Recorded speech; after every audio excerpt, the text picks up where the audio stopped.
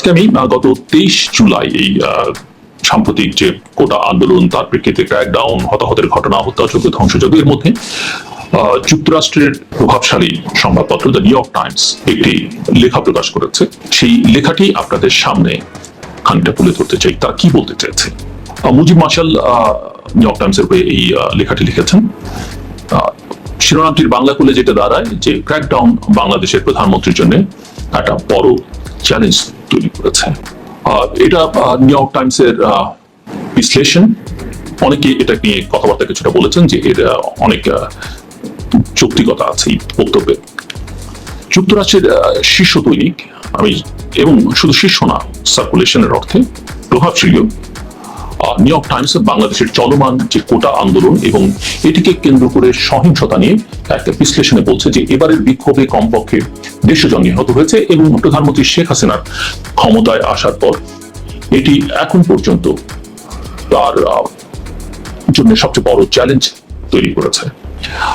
23 তারিখ পর্যন্ত new York Times এটাকে 150 জন বলেছে, কিন্তু আমরা ইতিমধ্যেই জানি যে এই সংখ্যাটা, অর্থাৎ নিহতের সংখ্যা যারা হত্যাকাণ্ডের শিকার হয়েছেন, সংখ্যাটা 200 পেরিয়ে গেছে। ইতিমধ্যেই 6-7 হাজারের মতো গ্রেপ্তার হয়েছে, অসংখ্য মামলা হয়েছে, সেগুলো আমরা কম বেশি সবাই জানি। যাই হোক, আমি আবার নিউ ইয়র্ক টাইমসের প্রসঙ্গেই যাই। তাদের কথা হচ্ছে যে আমি যেটা বলছিলাম একটু আগে, যে গত 23 জুলাই নিউ ইয়র্ক টাইমসের সংবাদ বিশ্লেষণে বলা হচ্ছে যে যারা বাইরে থেকে দেখছেন তাদের জন্য বাংলাদেশের প্রধানমন্ত্রী শেখ হাসিনা একটি আকর্ষণীয় গল্প উপস্থাপন করেছেন। তিনি বিশ্বের সবচেয়ে দীর্ঘকালীন মহিলা সরকার প্রধানদের মধ্যে একজন, আর রঙিন শাড়ি পরা এমন একজন ধর্মনিরপেক্ষ মুসলিম যিনি ইসলামিক জঙ্গিবাদের বিরুদ্ধে লড়াই করেছেন, লক্ষ লক্ষ মানুষকে দারিদ্র থেকে বের করে এনেছেন এবং ভারত ও চীন উভয়কেই তার পাশে রেখেছেন। নিউ ইয়র্ক টাইমস এভাবে বলবার চেষ্টা করেছে। তারা আরো বলছে যে কিন্তু এই আপাত দৃষ্টিতে সাফল্য এসেছে একটি ভারী মূল্য দিয়ে।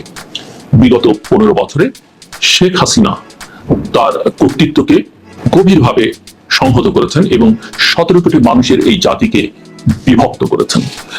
যারা তার ক্ষমতার ঋণকে চুম্বন করেছিল তাদের পৃষ্ঠপোষকতা, ক্ষমতা এবং দায়মুক্তি দিয়ে পুরস্কৃত করা হয়।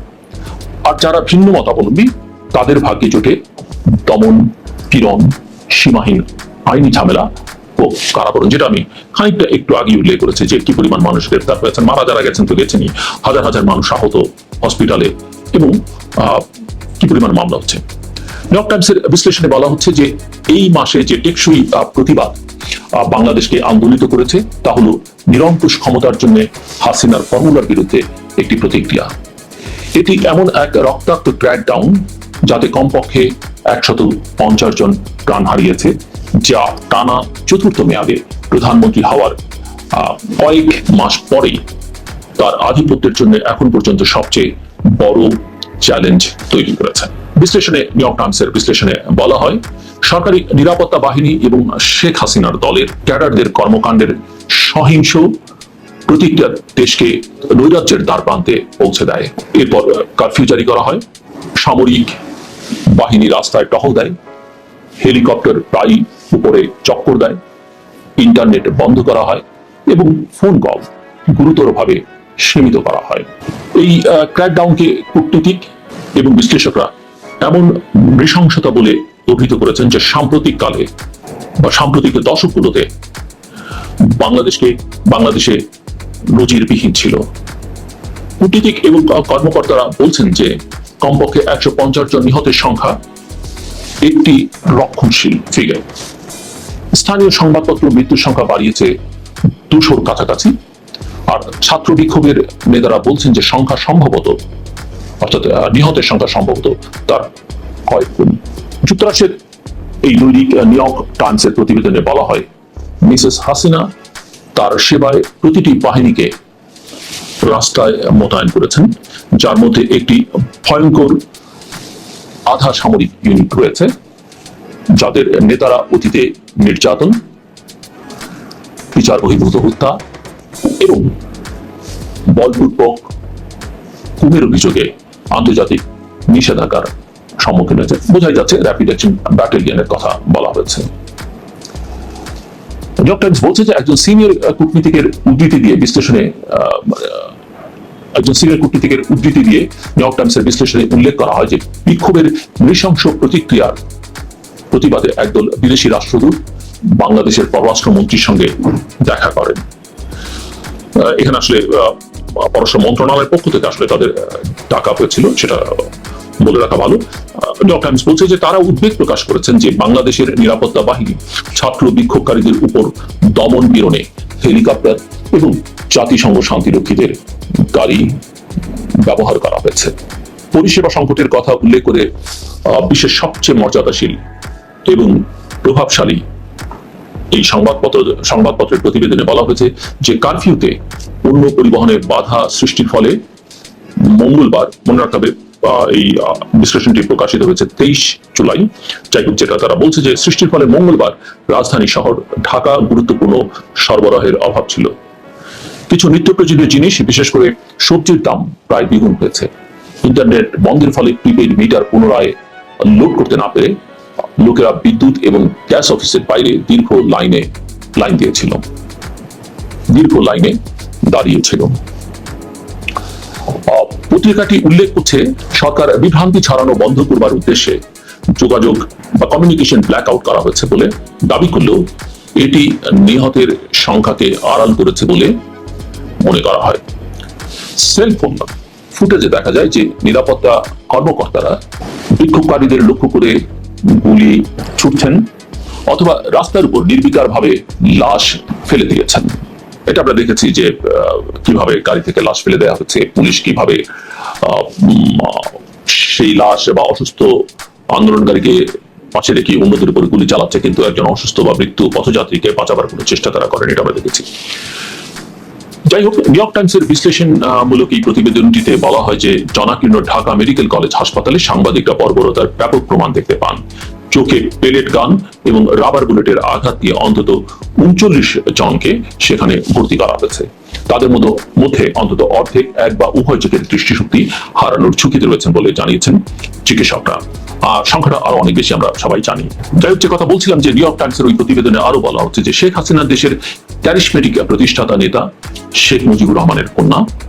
তিনি 1975 সালে একটি সামরিক অভ্যুত্থানে পরিবারের অধিকাংশ সদস্য সহ নিহত হন।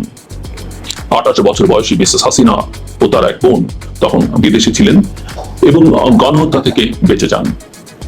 তার ট্রমা, অর্থাৎ প্রধানমন্ত্রী শেখ হাসিনার কথা তারা বলছেন যে তার ট্রমা তার রাজনীতির চালিকা শক্তি হয়ে ওঠে।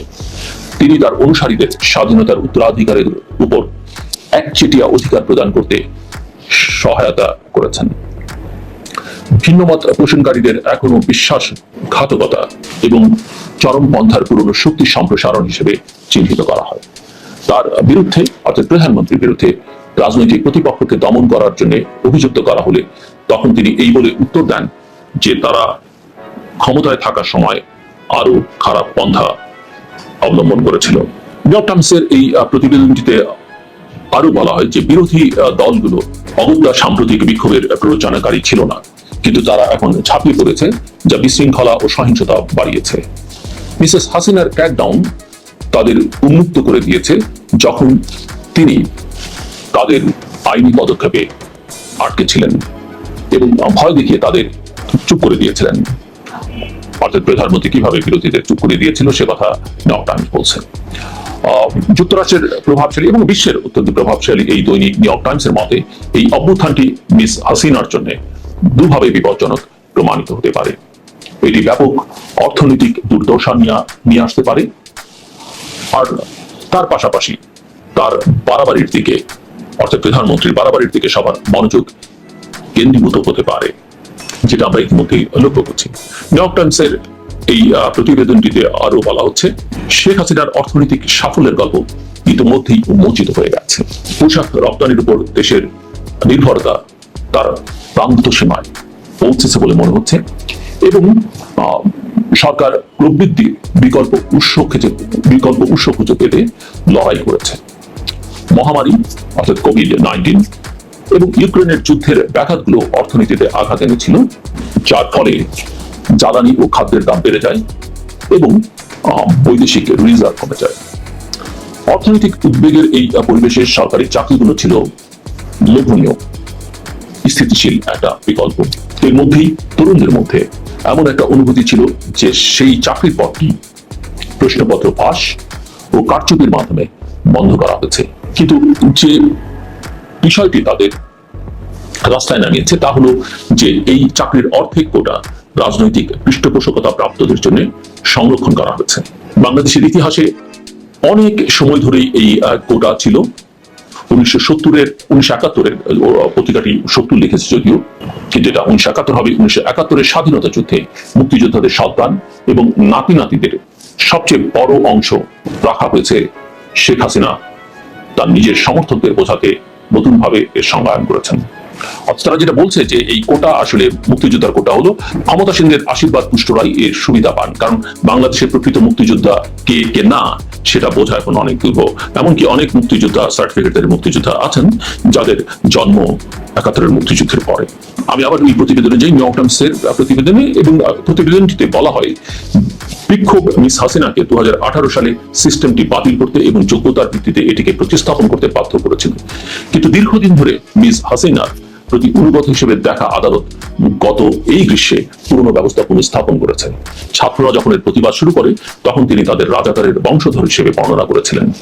এটি এমন একটি শব্দ যা মূলত স্বাধীনতা যুদ্ধের সময় বিশ্বাসঘাতক হিসেবে চিহ্নিত হয়ে এসছে। এটি বিক্ষোভকারীদের ক্ষুব্ধ করে এবং মিস হাসিনার সমর্থকদের তাদের আক্রমণ করার জন্য একটি ইঙ্গিত হিসেবে কাজ করে। এরপর জাতীয় রাষ্ট্রীয় টেলিভিশন ভবনে, নতুন পাতাল রেল লাইনে এবং পুলিশের গাড়িতে ভিড়ের আক্রমণ সহ সহিংসতা ও বিশৃঙ্খলার ঘটনা ঘটে।